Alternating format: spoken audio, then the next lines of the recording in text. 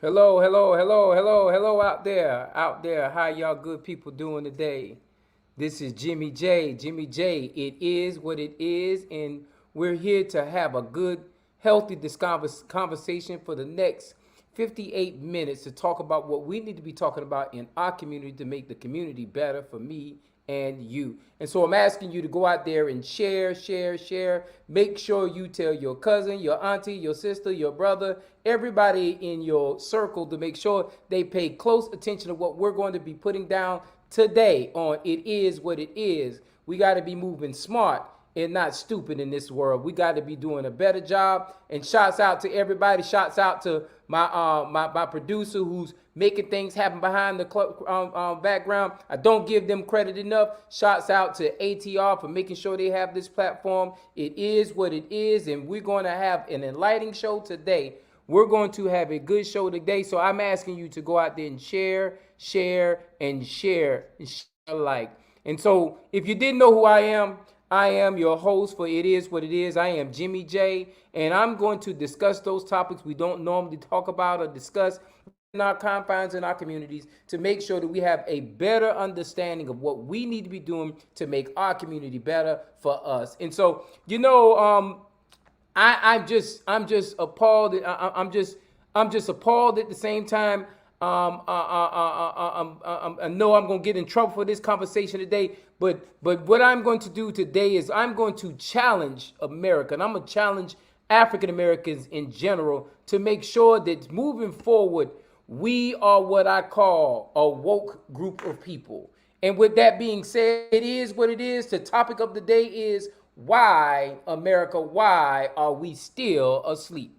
I know y'all don't want to hear that today. I'm not going to preach a promise. I'm not going to be long winded on this conversation, but I know a lot of people want to know the conversation we're talking about. Why in America are black people still asleep? Why are we not waking up and doing what is right for our communities, doing what is necessary in our environment that we share to make sure that those people who are in the community getting the fair share? And so when I talk about why are we asleep, I come from an educated background. I come in a house of an educator. So, acronyms was something that was real big, huge in my family. And so when I say sleep, why are you sleep? Stuck losing emotionally every day, people. I don't know why. We are stuck losing emotionally every day, people. When it comes to African Americans, I talk about this all the time.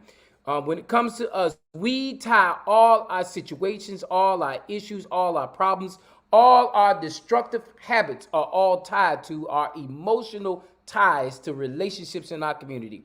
We refuse to sometimes let things go. I know people in my family who are beefing because of something the uncle did back in 1975, and here we are in 2021, and we still beefing, we still having that conversation about what happened to us in that time frame, and we have not been able to take the time to move forward in our community. And these are the kind of conversations that I say that make us a sleeping type people, stuck losing emotionally everyday type of people.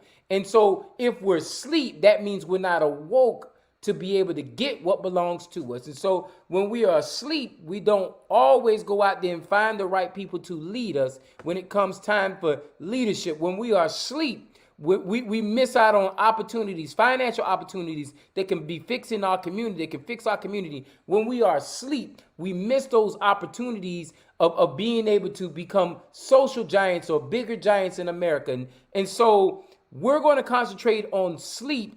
And then at the end of this discussion, we're going to talk about the opposite of sleep, which we coined the word so much that I gave it its own acronym as well. And that acronym is it's time for us to become awoke. And I don't know what my acronym is, but I'll get to it in just a second. But it's time for us to be awoke type people. And when I say awoke type people, I'm talking about a kind of people that is willing to work on keeping everything. That's what woke means to me. Work on keeping everything. And so we have to get out of our sleeping state of mind, and we have to get to a conscious woke state of mind. And when you're talking about woke, we're talking about working on keeping everything. I didn't say some things. I didn't say no things. I said work on keeping everything. And working on keeping everything is understanding, no, I'm not going to tell you to keep up with them Joneses, because the Joneses trying to keep up with everybody too. When I'm talking about when you working on keeping everything, that means things in your environment, things in your community, things that you can touch, things that are tangible to you. Keeping those things as long as possible in your own community so it can have its circulation within your own confines and your own restraints. So therefore, it's not being given away to somebody else out there. Now, I understand that y'all wanted somebody to go out there and bash one group and beat up on another group, but today is not that kind of day. Today, we're going to talk about the difference between being asleep and being awoke.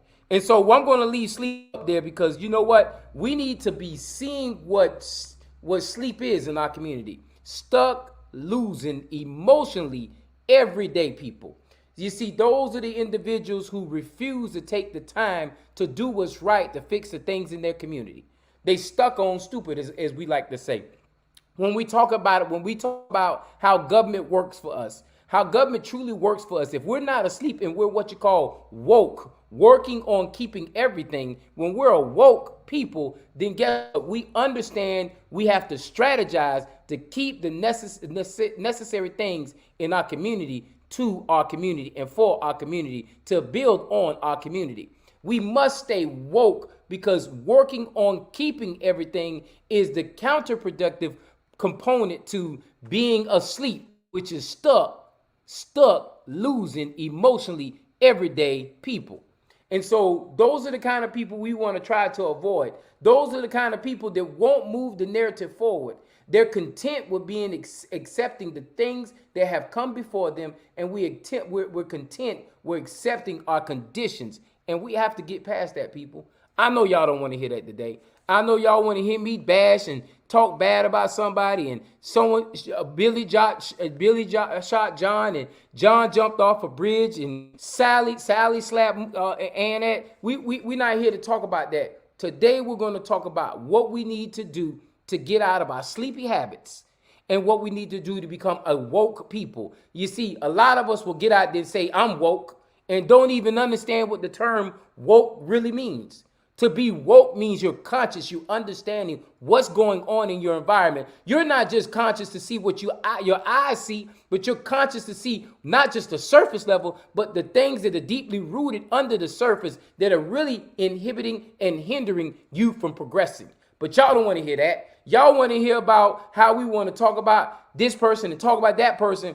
Being woke means you have to set a different standard. You have to set a different set of principles, guidelines, and you have to set the tone to change the narrative that is before you. Being woke is being conscious, but a lot of us don't want to be conscious. A lot of us just want to go ahead and throw rocks because guess what? Pretty much that's how the enemy works, because the enemy throws rocks at you, so you just want to throw a rock back at them. But to be conscious or to be woke as we really want to be, we have to get out of the sleep mentality.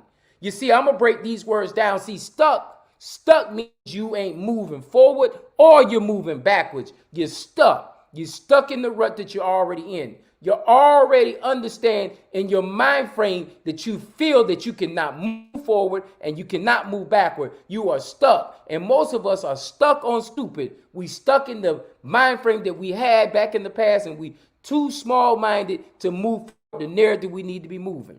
The second word is losing. See, there's an opposite to winning. You can win no matter what, but the opposite to it is losing. And a lot of us are content being losers. A lot of us accept losing because you know what? We don't really know how it is to win. And so when we stuck on stupid and we're losing, we're already understanding the conditions that are given to us are not fair for us, and we're not going to get a chance at anything to move the narrative forward. The third word is the most important word for us. And the third word brings up my favorite word, emotionally. Emotionally comes from emotion. Emotion make you cry sometimes. Y'all know that song. The thing about emotions is this. We work in emotions, and a lot of that is tied to we don't work in economics. The other E is more important than the E we're talking about. And when you have emotional decisions, that's what drives the narrative to sometimes work against us and not in our favor. And so that word emotion is so important, because what we have to do is we can't not be emotionally driven into decisions, and we're not allowing ourselves to move forward because we've already lost, or because we stuck, and then we stuck in our feelings, we stuck in our emotions, and we're going to continue to lose. You see, emotion is the one thing that kills our community, because emotion will drive you into relationships. And when we start talking about relationships, when we get into our relationships, we are afraid to break the trend on relations because of emotion. We have emotionally tied ourselves to other individuals, which causes a relationship. And we're not willing to break the emotional ties when it's meant for us to be better, it's meant for us to do better. Then guess what? We can't do better, because we've allowed the emotions tied to those relationships keep us stuck and keep us losing. And then the fourth word is every day. I didn't say some days. You know what? They told me a long time ago, the devil don't even take days off. The devil works 366 days. Just in case there's not a day available, he works that extra day. Are you doing the same? Are you trying to make sure that you're not sleep on weekends, or sleep on holidays, or sleep on made up holidays and made up weekends? Are you not being sleep out there? You see, when you are fighting, you have to fight every single day. You have to be fighting so bad that when you sleep, you fighting. That's what a woke and conscious person does. You see, if we're willing to step to the gate and make sure we're fighting every day, and if you can't fight every day, then you create a group of us together, and guess what? We all become woke and we all fight together. Then we can have that everyday occurrence where we're making sure that our enemy is not going to defeat us, because we are letting our enemies know we don't sleep. We are woke, and we're going to be there every day. And the last one is, guess what? People. And what that people means to me is the fact that, look here, it's not just a one person fight. It's not a one person struggle. It's a all of us struggle. And if all the people that are being affected by the struggle, if we all are woke as a group of people, then guess what? That sleeping giant will not be a sleeping giant. It will be a woke giant. And a woke giant is probably the biggest thing this industry fears. So once again, you can't be stuck losing emotionally every day, people. You have to be a woke people, working on keeping everything. Because if you're working on keeping everything, then you let nothing go. And that's what I wanted to talk about in the first 15 minutes of this segment, because it's so important for us to understand that we become a woke and conscious people, working on keeping everything, and not be stuck losing emotionally everyday type of people. And so with that being said, that was my starting point. That was my beginning point. I don't see any comments in the thread, so I'm going to go ahead and move to my next subject. And let me get to this screen. Let me get to my screen. Let me get to the banner. And shouts out, Miss Producer. That's on me. I'm going to make sure you got everything moving forward. And so these are the two subjects moving forward. There will be two topics that we will be talking about. So when we talk about doing it what it is show, what we're going to do is we're going to talk about the topic for the day.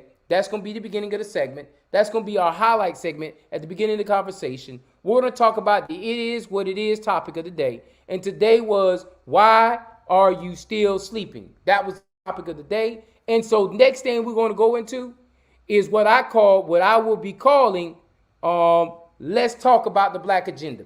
You see, the last couple of months, the last couple of weeks, anybody who's had any kind of conversation with me, any kind of agenda piece with me, I say we're not going to move anything in the Black community until we develop a Black agenda. Now, mind you, they developed a Black agenda during the Black Panther phase. Malcolm X had a Black agenda. When we talk about all those different societies, when you talk about Tulsa or Greenwood, when you talk about Rosewood, when you talk about any society that African Americans thrive in America, they all have what you call a Black agenda. If you think about it, most creative bodies of people, when we come to black people, when we flourish, we had a black agenda. However, understandably so, when that black agenda hit its pinnacle piece or climax piece, it was eradicated because guess what? A black agenda would go against an economic agenda or a privilege agenda, and so therefore it could not succeed in this society.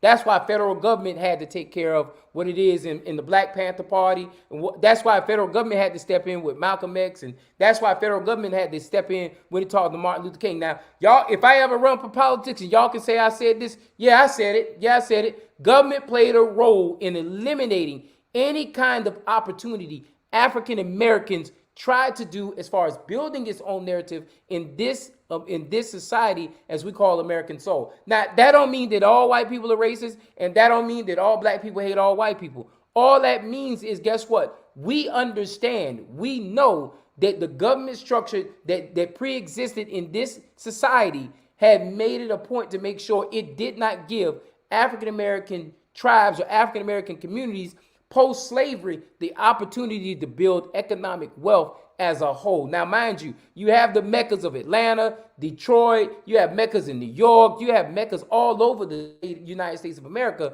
But when it comes to making sure long-term goals, long-term bread, long-term maneuverability, when it came to building what was left behind from slavery, because I want to remind you, and I say this all the time, but I'm going to say it again. When slavery ended, there was no handout, there was no help, and there was nothing else given. We were just given the right to be free, and we were told, now you're free, go ahead and do what you want to do.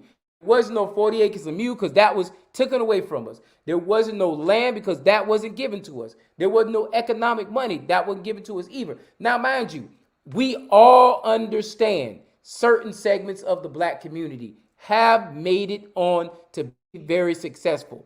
We talked about the other day, we have 6 billionaires, 6 billionaires in America. So we have the threshold of billionaires in America. We have a lot of wealthy people who may not be billionaires, but 100 millionaires or whatever the case may be. But I'm not talking about them people. I'm talking about the bulk of the community when it comes to African Americans. Where is the opportunities for them? Now, mind you, throughout history, you have giving us one leg up, but at the same time, it came with stipulations. We have never been understood where it was a true study done for us to see what can we truly do to move the narrative of the bulk of African Americans tied to poverty and giving them the opportunity, giving them the chance to become relevant people in this society. And so when we talk about a black agenda, we're talking about calculating certain pieces to an agenda to ensure that African Americans can get something in this society. And so when we're talking about a black agenda, we're talking about making sure that representation is number one priority. If a community, a municipality, a county, a state, or something like that has 40% African American, then the representation should match that kind of 40%. It shouldn't even be a clause of having misrepresentation in leadership, because the problem with misrepresentation in leadership, if your leadership doesn't match the body of people it serves, then guess what? The message, the needs, and understanding of what the leadership can move forward on is not going to be met, because guess what? Leadership has to reflect what the community has to give. And so that's the first component I would say about a black agenda. That's why it's so important for me to make sure that we're documenting pieces throughout the country of United States of America. And hey, there's probably some other pieces out there too that we can use to create a black agenda. And once again, this is not an anti-white agenda. This is not an anti-Jew agenda. This is not an anti-outside black agenda. All this is an agenda to say these are the things that we need to be working on in the African American community, in the black community. These are the things we need to be working on. It's no different from the LGBTQ agenda. There's no different from a woman's agenda. There's no different from any other segment having an Asian Pacific agenda. There's no difference between them having an agenda and African Americans having an agenda. But let me tell you something, black people. A part of that agenda, a big part of that agenda is African Americans have to step up. I'm going to say it again. Have to step up and make sure that we're building an economic base for future generations. What we need to do is we need to be teaching economics to the next generation. Economics is understanding how the dollar works and not just receiving a dollar or receiving a wage. Economics understands when you take a dollar, which equals 100 pennies, which is 100%, taking that 100% and making sure that you take care of bills, or you take care of responsibilities, or you take care of clothing, and not doing it backwards where you take care of clothing and take care of bills. It's understanding how that $1 bill or that 100% of your economics works. It's understanding how the education system plays into that whole thing. And I'm not just saying going out there and telling everybody getting a college degree. I'm saying how you're educated on how money works and making sure you find money that when you're asleep, once again, because we're going to have people who still sleep. When you sleep, when you wake up or you're awoke, then that money is making money for itself. And so that's so important for us to understand economics. I'm going to whisper it for Tanya how. Economics. You have to understand economics, because if you're not playing in the part of economics, we're going to keep losing out in this society. And so that's what we're talking about when we're talking about a black agenda. Understanding the narrative of a black agenda is so important. And so what I will be doing once again is the first thing we'll be talking about today. For example, we talked about the topic of the day. Why are you still asleep? Why are you still asleep? Why are you still asleep? You know, why are we still in the unconscious phase of life? And the second part is, let's talk about the black agenda. And so we're going to talk about the black agenda for the next few months, because you know why? It's so important that going into May's election in the state of Georgia, May 24th is going to be an election for the state of Georgia. That's when we're going to determine who the representation is from the Democrat and Republican Party, and then Libertarian may show up, and that's who we're going to know is going to be on the ballot for November to determine how the economics is going to move forward January 1st of 2023 for the state of Georgia. And so important that we start having these conversations today before Christmas while those ships are out there in the ocean. It's so important to talk about those things right there, because all those things feed into a black agenda, and understanding what the black agenda and how it's affected by who we choose to be our leadership is so important. And it's so important for us to be able to understand when I come and catch you in the street and I ask you, who's your congressman? You ought to be able to tell me who your congressman is. Who's your mayor of your city? You ought to be able to tell me who your mayor of the city is. Who is your county commission? And who is your commissioner? You ought to be able to tell me those things, because if you're not able to tell me these things, then you're not thinking about your own politics. And there's no use in talking about a black agenda, because if you're not willing to understand how the black agenda pays into your own pocket, we're going to keep losing in this society. I know there's a lot of Jews out here I'm dropping right here, but the second part, like I said, the first part, it is what it is topic for the day, and we talked about it. Why are you sleeping? The second thing we talked about is, let's talk about the black agenda, and I've given you 10 solid minutes about the black agenda and what we're going to talk about. I'm not going to go deeper than what I am today, because I am building an audience starting next week. We're really going to be pushing the show.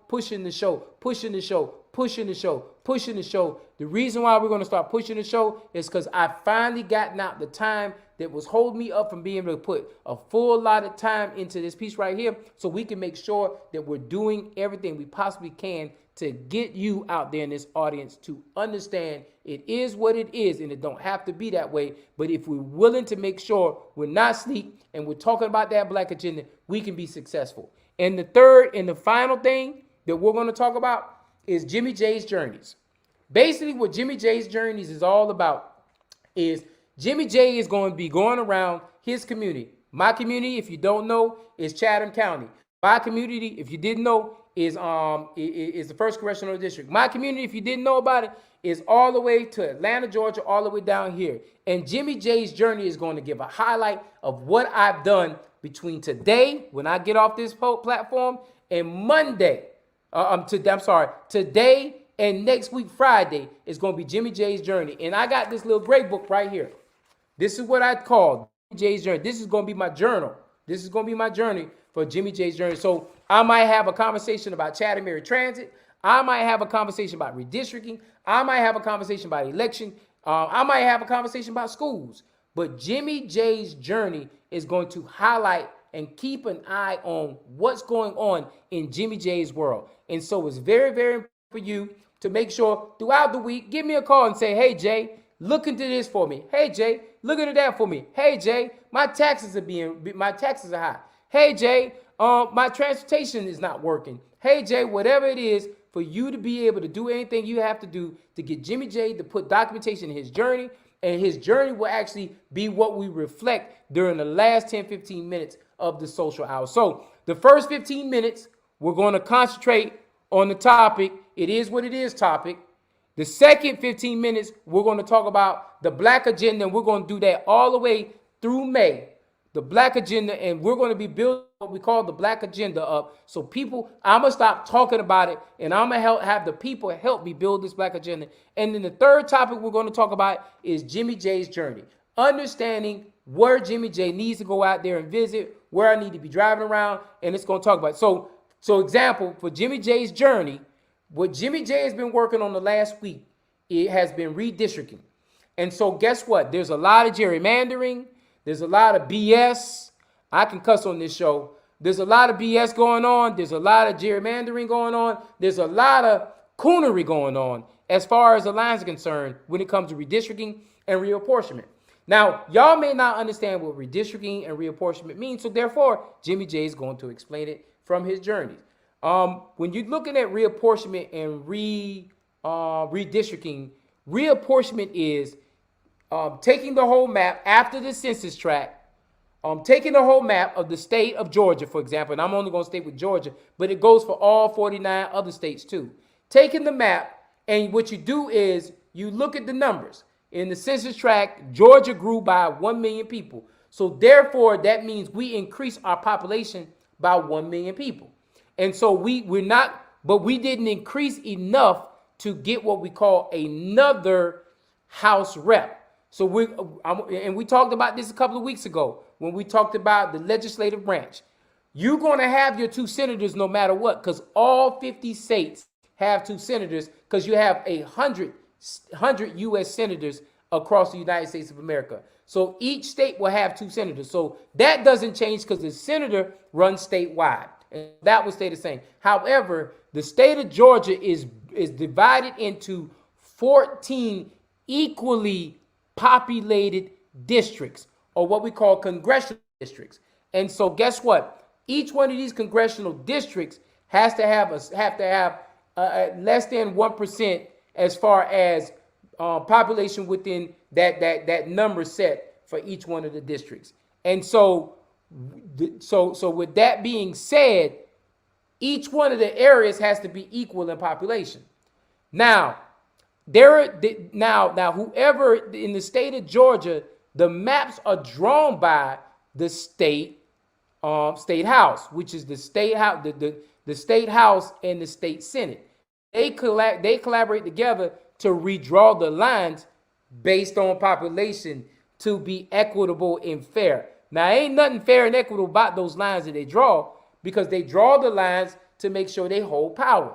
And I ain't never seen nobody give away power. I'm still waiting on that joker who just gonna freely give away his power. Even millionaires, when they have given away billions of dollars, they give away billions of dollars because they owe billions of dollars or millions of dollars, whatever they owe. Bill Gates didn't just give that money away just to give it away. Bill gave it away because he understood that he had to pay taxes, and he rather give more money and not have to owe than have to owe and not give any money at all. And so when power gives away opportunities, very rarely does that actually happen in good mean structures. And so with that being said, you Republicans are actually in power when it comes to the state house and the state senate. And when you look at the governor is also Republican as well. And so when these conditions are all matched all the way down the pipeline, then guess what? They're going to draw those lines to make sure that they keep power for the next 10 years. Now, the unfortunate thing about that is this: no matter how you try to draw the lines to keep the power stroke in your hand, guess what actually has to happen? What happens during that time is people move.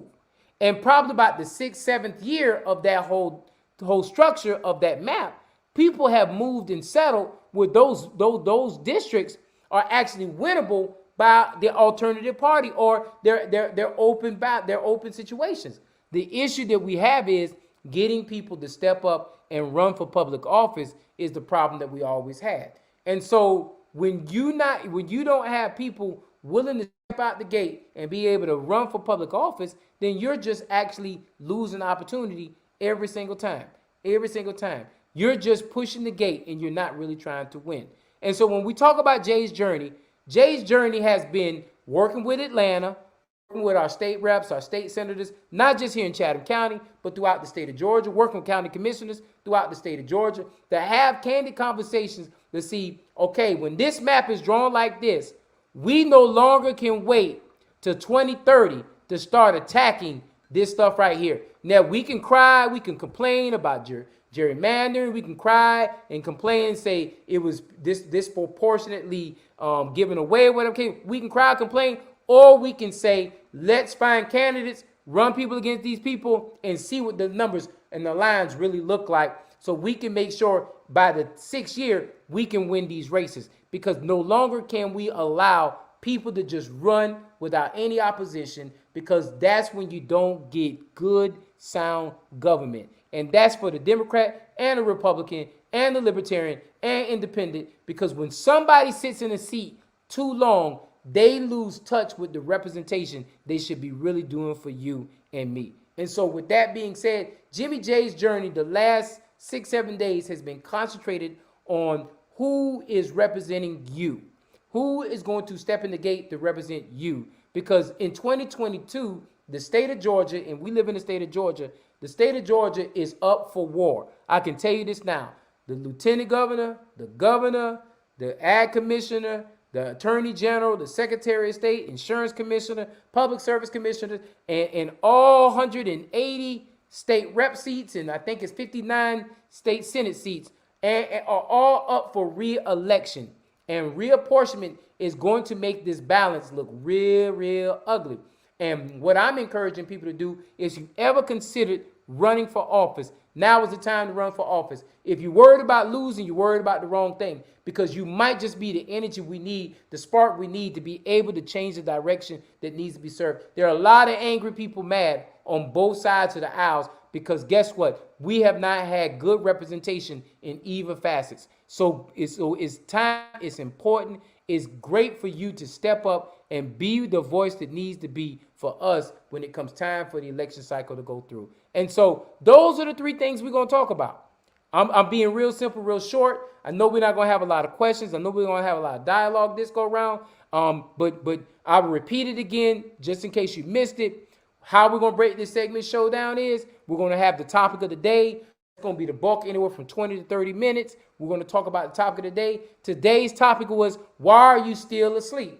Why are you still asleep? And when we talked down sleep, we said sleep was you stuck, losing emotionally, everyday people.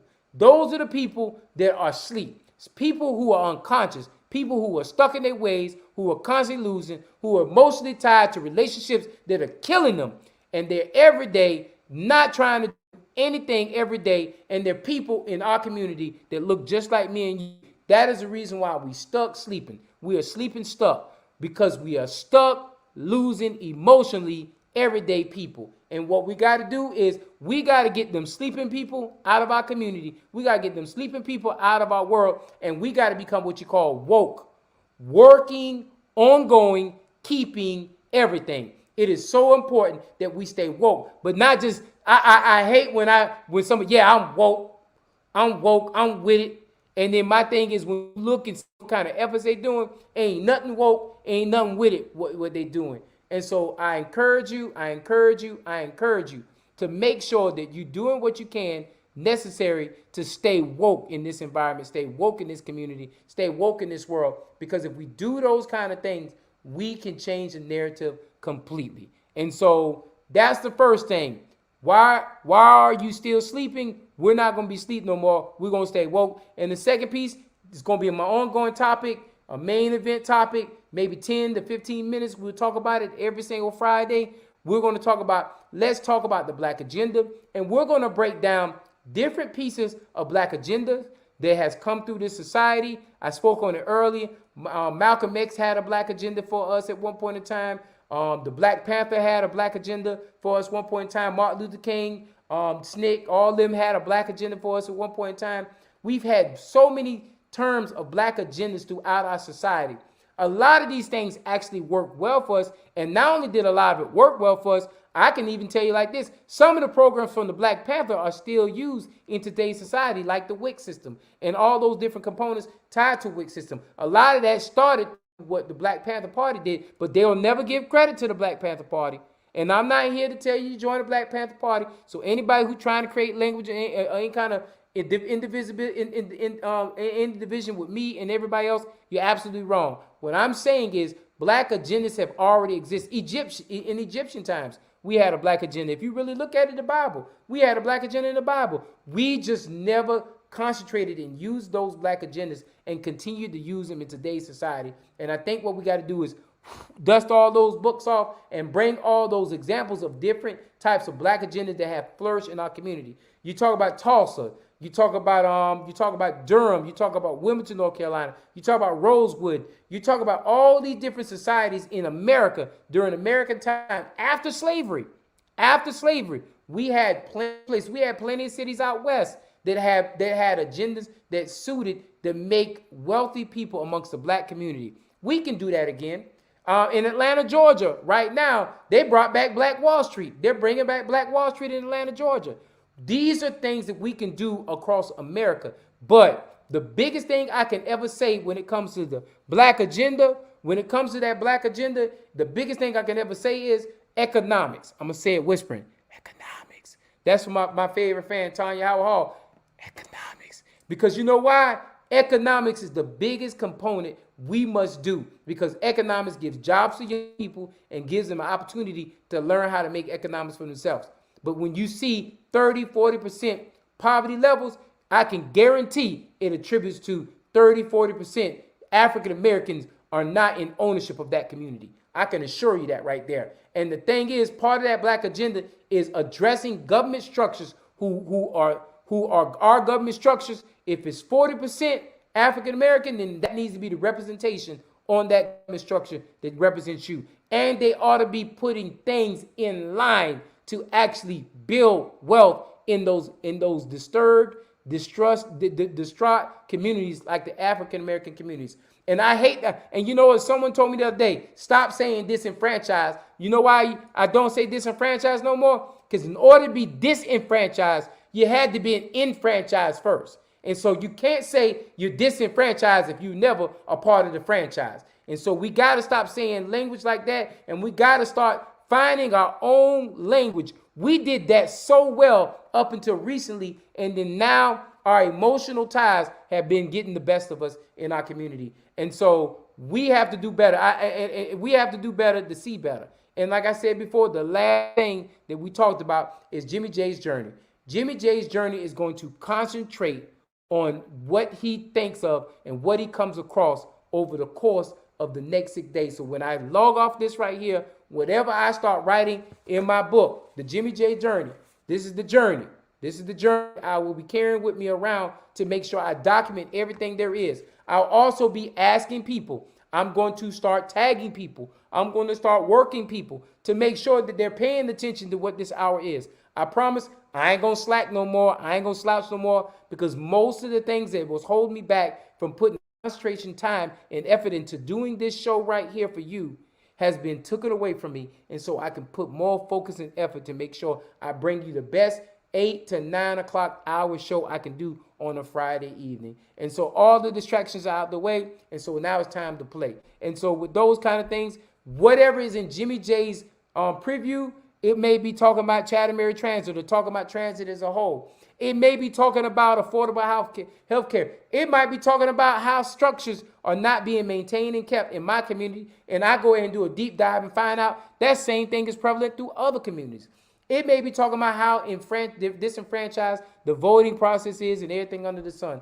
It could be a lot of different things. It could be, but I want to make sure that I am concentrating solely on moving the narrative forward for you, my black and brown people, because it is so important that we get out of being the bottom of the totem pole and working our way somewhere in the middle. A good friend of mine said it's only 12 million African Americans in this society, and we still are at the bottom of every statistical category there is. And we've had more control in government in today's society than we've ever had before.